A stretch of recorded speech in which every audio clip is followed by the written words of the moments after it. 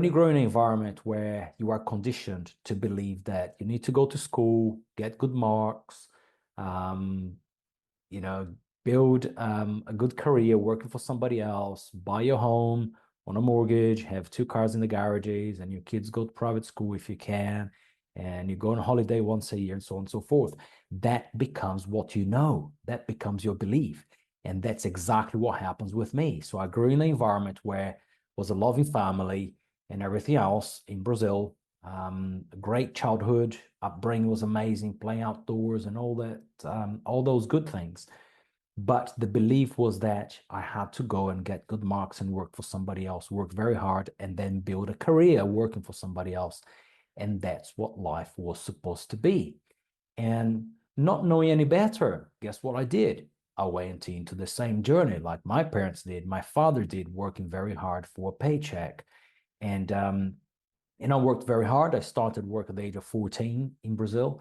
And then eventually I wanted a different life. But because I only knew how to work for somebody else as the only way and means to an end when it comes to earning money, I then decided to move to England for a better future. I wanted to work for large companies because I thought working for bigger companies, building a career for larger companies, large multinationals, is where my financial independence is going to come from.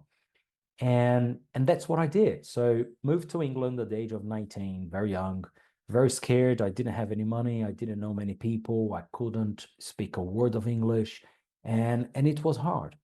And but I had this dream, the dream of working for large multinationals and building a successful career. And I worked my way up from minimum wage all the way to eventually moving from minimum wage restaurant type of work into large corporations. So I started working for American companies at the time, and I built a very successful career. Now, the belief was always to work harder and harder and harder so you can get promotions and you become somebody else in life and you get a good pay, and eventually you will have those things, right? A house on a mortgage, if you're lucky to save money to get two or three perhaps rental properties.